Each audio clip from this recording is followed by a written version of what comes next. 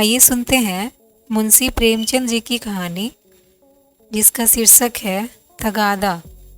सेठ चेतराम ने स्नान किया, शिवजी को जल चढ़ाया, 2 दाने मिर्च चबाए, 2 लोटे पानी पिया और सोटा लेकर तगादे पर चले। सेठ जी की उम्र कोई 50 की थी। सिर के बाल झड़ गए थे और खोपड़ी ऐसी साफ सुथरी निकल आई थी जैसे उसर खेत। उनकी आंखें थी तो छोटी लेकिन बिल्कुल गोल। चेहरे के नीचे पेट था और पेट के नीचे टांगे, मानो किसी पीपे में 2 मेखें गाड़ दी गई हो। लेकिन यह खाली पीपा न था, इसमें सजीवता और कर्मशीलता कूट कूट कर भरी हुई थी। किसी बाकीदार असामी के सामने इस पीपे का उछलना कूदना और पैंतरे बदलना देखकर किसी नट का चिगिया भी लज्जित हो जाता। ऐसी आंखें लाल पीली करते, ऐसे गरजते कि दर्शकों की भीड़ लग जाती थी। उन्हें कंजूस तो नहीं कहा जा सकता, क्योंकि जब वह दुकान पर होते तो हर एक भिखमंगे के सामने एक कौड़ी फेंक देते। हाँ, उस समय उनके माथे पर कुछ ऐसा बल पड़ जाता, आंखें कुछ ऐसी प्रचंड हो जाती, नाक कुछ ऐसी सिकुड़ जाती कि भिखारी फिर उनकी दुकान पर न आता। लहने का बाप तगादा है, इस सिद्धांत के वह अनन्य भक्त थे। जलपान करने के बाद संध्या तक वह बराबर तगादा करते रहते थे।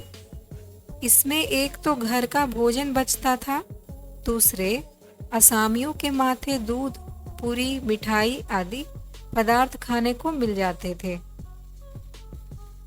एक वक्त का भोजन बच जाना कोई साधारण बात नहीं है।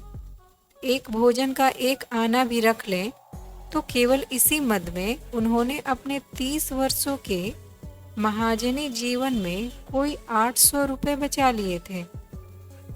फिर लौटते समय दूसरी बेला के लिए भी दूध, दही, तेल, तरकारी, उपले, ईंधन मिल जाते थे। बहुधा संध्या का भोजन भी न करना पड़ता था, इसलिए तगादे से न चूकते थे। आसमान फटा पड़ता हो, आग बरस रही हो, आंधी आती हो, पर सेठ जी प्रकृति के अटल नियम की भांति तगादे पर जरूर निकल जाते। सेठानी ने पूछा, भोजन? सेठ जी ने गरज कर कहा, नहीं। सेठानी ने पूछा, सांझ का? सेठ ने कहा, आने पर देखी जाएगी। सेठ जी के एक किसान पर 5 रुपए आते थे। 6 महीने से दुष्ट ने सूद ब्याज कुछ न दिया था और न कभी कोई सौगात लेकर हाजिर हुआ था। उसका घर 3 कोस से कम न था, इसलिए सेठ जी टालते आते थे।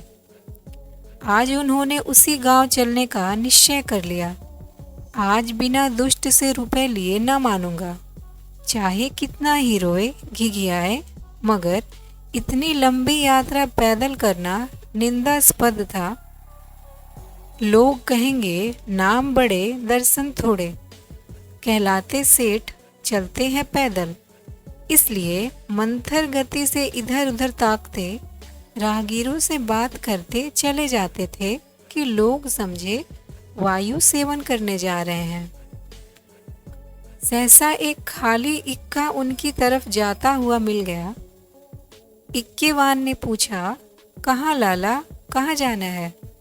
सेठ जी ने कहा, जाना तो कहीं नहीं है, 2 परग तो और है, लेकिन लाओ बैठ जाएं। इक्के वाले ने चुभती हुई आंखों से सेठ जी को देखा। सेठ जी ने भी अपनी लाल आंखों से उसे घूरा। दोनों समझ गए, आज लोहे के चने चबाने पड़ेंगे। इक्का चला। सेठ जी ने पहला वार किया, कहाँ घर है मियाँ साहब? घर कहाँ है हुजूर, जहाँ पढ़ रहूं वहीं घर है। जब घर था तब था, अब तो बेघर बेदर हूँ, और सबसे बड़ी बात यह है कि बेपर हूँ। तकदीर ने पर काट लिए।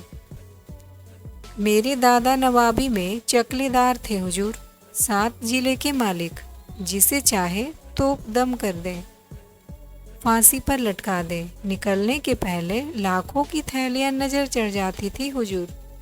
नवाब साहब भाई की तरह मानते थे। एक दिन वह थे और एक दिन यह है कि हम आप लोगों की गुलामी कर रहे हैं। दिनों का फेर है। सेठ जी को हाथ मिलाते ही मालूम हो गया, पक्का फिकैत है, अखाड़ेबाज। इससे पेश पाना मुश्किल है। पर अब तो कुश्ती बद गई थी, अखाड़े में उतर पड़े थे। सेठ जी बोले, तो यह कहो कि बादशाही घराने के हो। यह सूरत ही गवाही दे रही है। दिनों का फेर है भाई, सब दिन बराबर नहीं जाते। हमारे यहाँ लक्ष्मी को चंचला कहते हैं, बराबर चलती रहती है। आज मेरे घर, कल तुम्हारे घर। तुम्हारे दादा ने रुपए तो खूब छोड़े होंगे। इक्के वाला बोला, अरे सेठ, उस दौलत का कोई हिसाब न था। न जाने कितने तहखाने भरे हुए थे। बोरों में सोने चांदी के डले रखे हुए थे। जवाहरात टोकरियों से भरे पड़े थे। एक एक पत्थर 50-50 लाख का। चमक दमक ऐसी थी कि चिराग मात। मगर तकदीर भी तो कोई चीज है। इधर दादा का 40वां हुआ, उधर नवाबी बुर्द हुई। सारा खजाना लूट गया। छकड़ों पर लाद लाद कर लोग जवाहरात ले गए। फिर भी घर में इतना बच रहा था कि अब्बा जान ने जिंदगी भर ऐश किया, ऐसा ऐश किया कि क्या कोई भकुआ करेगा। 16 कहारों के सुखपाल पर निकलते थे। आगे पीछे चौबेदार दौड़ते चलते थे। फिर भी मेरे गुजर भर तो उन्होंने बहुत छोड़ा। अगर हिसाब किताब से रहता तो आज भला आदमी होता। लेकिन रईस का बेटा रईस ही तो होगा। एक बोतल चढ़ाकर बिस्तर से उठता था। रात रात भर मुजरे होते रहते थे। क्या जानता था एक दिन यह ठोकरें खानी पड़ेंगी। सेठ जी ने कहा, अल्लाह मियाँ का शुक्र करो भाई कि ईमानदारी से अपने बाल बच्चों की परवरिश तो करते हो। नहीं तो हमारे तुम्हारे कितने ही भाई रात दिन कुकर्म करते रहते हैं, फिर भी दाने दाने को मोहताज रहते हैं। ईमान की सलामती चाहिए, नहीं दिन तो सभी के कट जाते हैं। दूध रोटी खाकर कटे तो क्या, सूखे चने चबाकर कटे तो क्या, बड़ी बात तो ईमान है। मुझे तो तुम्हारी सूरत देखते ही मालूम हो गया था कि नियत के साफ सच्चे आदमी हो। बेईमानों की तो सूरत ही से फटकार बरसती है। इक्के वाला बोला, सेठ जी आपने ठीक कहा कि ईमान सलामत रहे तो सब कुछ है। आप लोगों से 4 पैसे मिल जाते हैं, वही बाल बच्चों को खिलाता हूँ। हुजूर और इक्के वालों को देखिए तो कोई किसी मर्ज में मुब्तिला है, कोई किसी मर्ज में। मैंने तौबा बोला, ऐसा काम ही क्यों करे कि मुसीबत में फंसे। बड़ा कुनबा है हुजूर, माँ है, बच्चे हैं, कई बेवाएं हैं और कमाई यही इक्का है। फिर भी अल्लाह मियाँ किसी तरह निभाए जाते हैं। सेठ जी ने कहा, वह बड़ा कारसाज है खां साहब, तुम्हारी कमाई में हमेशा बरकत होगी। इक्के वाला बोला, आप लोगों की मेहरबानी चाहिए। सेठ जी ने कहा, भगवान की मेहरबानी चाहिए। तुमसे खूब भेंट हो गई। मैं इक्के वालों से बहुत घबराता हूँ, लेकिन अब मालूम हुआ अच्छे बुरे सभी जगह होते हैं। तुम्हारे जैसा सच्चा दीनदार आदमी मैंने नहीं देखा। कैसी साफ तबीयत पाई है तुमने कि वाह। सेठ जी की ये लच्छेदार बातें सुनकर इक्के वाला समझ गया कि यह महास है, परले सिरे के बैठकबाज हैं। यह सिर्फ मेरी तारीफ करके मुझे चकमा दिया चाहते हैं। अब और किसी पहलू से अपना मतलब निकालना चाहिए। इनकी दया से तो कुछ ले मरना मुश्किल है। शायद इनसे भय से कुछ ले मरूं। बोला, मगर लाला यह न समझिए कि मैं जितना सीधा और नेक नजर आता हूँ उतना सीधा और नेक हूँ भी। नेकों के साथ नेक हूँ, लेकिन बुरों के साथ पक्का बदमाश हूँ। यूं कहिए आपकी जूतियां सीधी कर दूं, लेकिन किराए के मामले में किसी के साथ रियायत नहीं करता। रियायत करूं तो खाऊं क्या? सेठ जी ने समझा था। इक्के वाले को हत्थे पर चढ़ा लिया। अब यात्रा निर्विघ्न और निशुल्क समाप्त हो जाएगी। लेकिन यह आलाप सुना तो कान खड़े हुए। बोले, भाई, रुपए पैसे के मामले में मैं भी किसी से रियायत नहीं करता, लेकिन कभी कभी जब यार दोस्तों का मामला आ पड़ता है तो झक मारकर दबना ही पड़ता है। तुम्हें भी कभी कभी बल खाना ही पड़ता होगा। दोस्तों से बेमुरौवती तो नहीं की जाती। इक्के वाले ने रूखेपन से कहा, मैं किसी के साथ मुरौवत नहीं करता। मुरौवत का सबक तो उस्ताद ने पढ़ाया ही नहीं। एक ही चंचुल हूँ, मजाल क्या है कि कोई एक पैसा दबा ले। घर वाली तक को तो मैं एक पैसा देता नहीं, दूसरों की बात ही क्या है। और इक्के वाले अपने महाजन की खुशामद करते हैं, उसके दरवाजे पर खड़े रहते हैं। यहाँ महाजनों को भी धत्ता बताता हूँ। सब मेरे नाम को रोते हैं। रुपए लिए और सांप डकार गया। देखें अब कैसे वसूल करते हो बच्चा। नालिश करो, घर में क्या धरा है जो ले लोगे। सेठ जी को मानो जुड़ी चढ़ाई। समझ गए यह शैतान बिना पैसे लिए न मानेगा। जानते कि यह विपत्ति गले पड़ेगी तो भूल कर भी इक्के पर पाँव न रखते। इतनी दूर पैदल चलने में कौन पैर टूट जाते हैं। अगर इस तरह रोज पैसे देने पड़े तो फिर लेन देन कर चुका। सेठ जी भक्त जीव थे। शिव जी को जल चढ़ाने में जब से होश संभाला एक नागा भी न किया। क्या भक्तवत्सल शंकर भगवान इस अवसर पर मेरी सहायता न करेंगे? इष्ट देव का सुमिरन करके बोले, खां साहब और किसी से चाहे न दबो, पर पुलिस से तो दबना ही पड़ता होगा। वह तो किसी के सगे नहीं होते। इक्के वाले ने कहा, मारा कभी नहीं, उनसे उल्टे और कुछ न कुछ वसूल करता हूँ। जहाँ कोई शिकार मिला झट सस्ते भाड़े बैठाता हूँ और थाने पर पहुँचा देता हूँ। किराया भी मिल जाता है और इनाम भी। क्या मजाल कि कोई बोल सके। लाइसेंस नहीं लिया आज तक, मजे में सदर में इक्का दौड़ाता फिरता हूँ। कोई साला चू तक नहीं करता। मेले ठेलों में अपनी खूब बन आती है। अच्छे अच्छे माल चुनकर कोतवाली पहुँचाता हूँ। वहाँ कौन किसी की दाल गलती है। जिसे चाहे रोक ले। 1 दिन 2 दिन 3 दिन 20 बहाने हैं। कह दिया शक था कि वह औरत को भगाए लिए जाता था, फिर कौन बोल सकता है। साहब भी छोड़ना चाहे तो नहीं छोड़ सकते। मुझे सीधा ना समझिएगा, एक ही हरामी हूँ। सवारियों से पहले किराया तक तय नहीं करता। ठिकाने पर पहुंचकर 1 के 2 लेता हूँ। जरा भी ची चपड़ किया तो आस्तीन चढ़ा, पैतरे बदल कर खड़ा हो जाता हूँ। फिर कौन है जो सामने ठहर सके।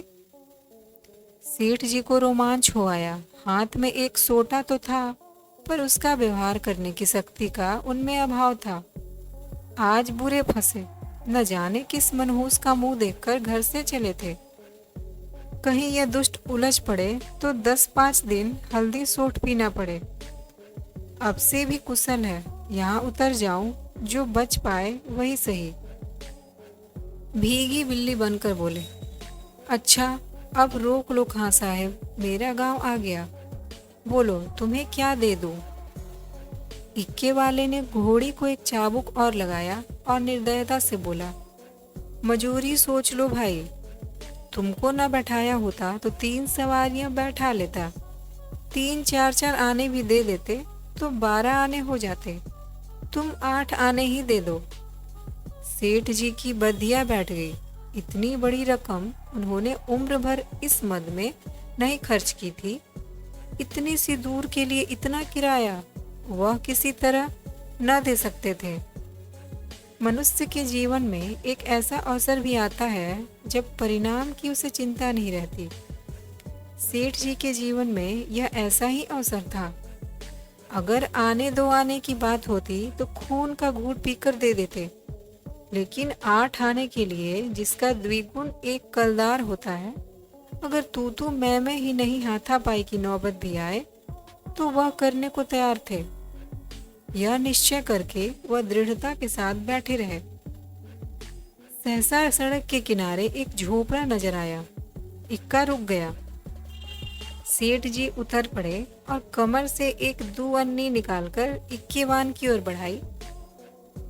इक्केवान ने सेठ जी के तेवर देखे तो समझ गया ताव बिगड़ गया। चाशनी कड़ी होकर कठोर हो गई। अब यह दांतों से लड़ेगी।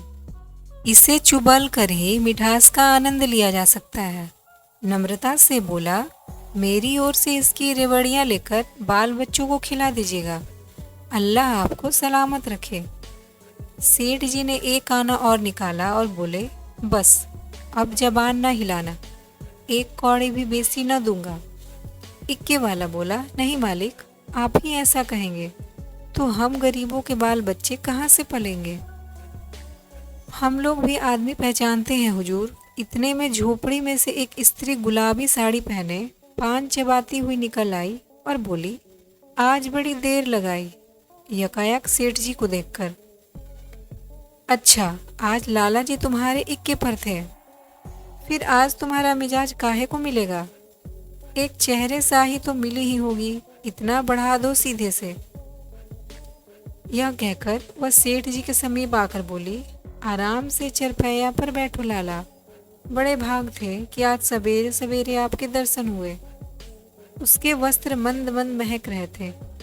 सेठ जी का दिमाग ताजा हो गया। उसकी ओर कनखियों से देखा।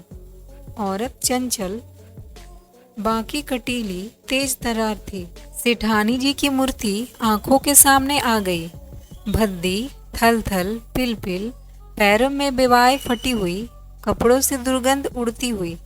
सेठ जी नाम मात्र को भी रसिक न थे, पर इस समय आंखों से हार गए। आंखों को उधर से हटाने की चेष्टा करके चारपाई पर बैठ गए। अभी कोस भर की मंजिल बाकी है, इसका ख्याल ही न रहा।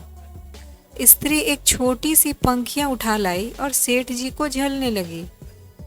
हाथ की प्रत्येक गति के साथ सुगंधा का एक झोंका आकर सेठ जी को उन्मत्त करने लगा। सेठ जी ने जीवन में ऐसा उल्लास कभी अनुभव न किया था।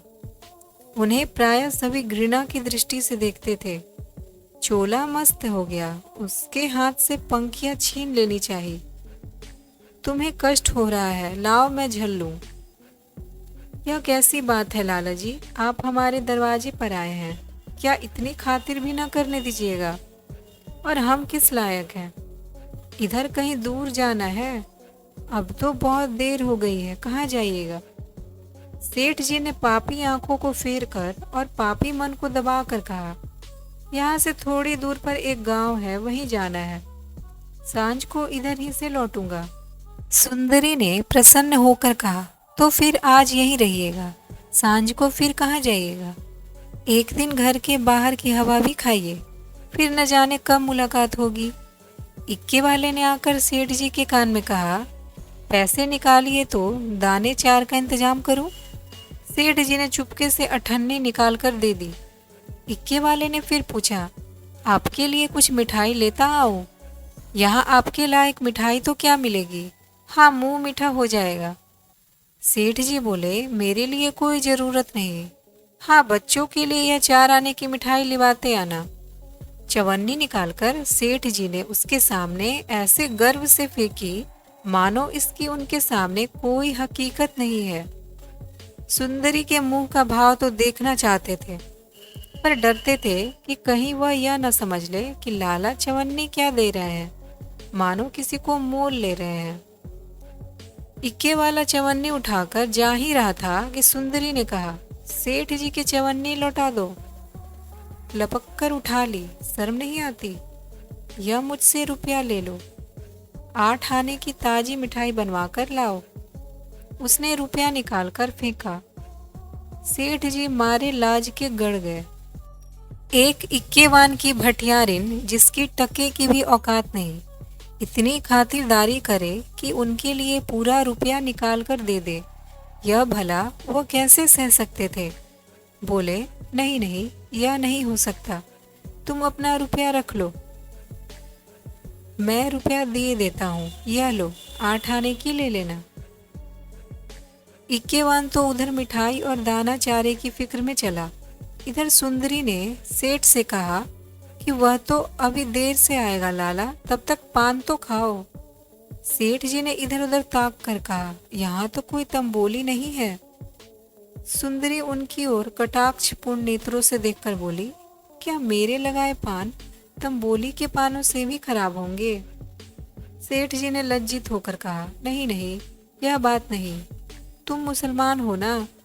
सुंदरी ने विनोद में आग्रह से कहा, खुदा की कसम, इसी बात पर मैं तुम्हें पान खिलाकर छोड़ूंगी। यह कहकर उसने पानदान से एक बीड़ा निकाला और सेठ जी की तरफ चली। सेठ जी ने 1 मिनट तक तो हाँ हाँ हाँ किया, फिर दोनों हाथ बढ़ाकर उसे हटाने की चेष्टा की, फिर जोर से दोनों होंठ बंद कर लिए। पर जब सुंदरी किसी तरह न मानी तो सेठ जी अपना धर्म लेकर बेतहासा भागे। सोटा वहीं चारपाई पर रह गया। 20 कदम पर जाकर अपने आप रुक गए और हाँफ कर बोले, देखो, इस तरह किसी का धर्म नहीं लिया जाता। हम लोग तुम्हारा छुआ पानी पी लें तो धर्म भ्रष्ट हो जाए। सुंदरी ने फिर दौड़ाया। सेठ जी फिर भागे। इधर 50 वर्ष से इन्हें इस तरह भागने का अवसर न पड़ा था। धोती खिसक कर गिरने लगी, मगर इतना अवकाश न था कि धोती बांध ले। बेचारे धर्म को कंधों पर रखे दौड़े चले जाते थे। न मालूम कब कमर से रुपयों का बटुआ खिसक कर पड़ा। जब एक 50 कदम पर फिर रुके और धोती ऊपर उठाई तो बटुआ नदारत। पीछे फिर कर देखा, सुंदरी हाथ में बटुआ लिए उन्हें दिखा रही थी और इशारे से बुला रही थी। मगर सेठ जी को धर्म रुपयों से कहीं प्यारा था। 2-4 कदम चले, फिर रुक गए। यकायक धर्म बुद्धि ने डांट बताई, थोड़े रुपए के लिए धर्म छोड़ देते हो, रुपए बहुत मिलेंगे, धर्म कहाँ मिलेगा। यह सोचते हुए वह अपनी राह चले, जैसे कोई कुत्ता झगड़ालू कुत्तों के बीच से आहत दुम दबाए भागा जाता हो और बार बार पीछे फिरकर देख लेता हो कि कहीं वे दुष्ट आ तो नहीं रहे हैं। तो दोस्तों, यह थी मुंशी प्रेमचंद जी की कहानी तगादा।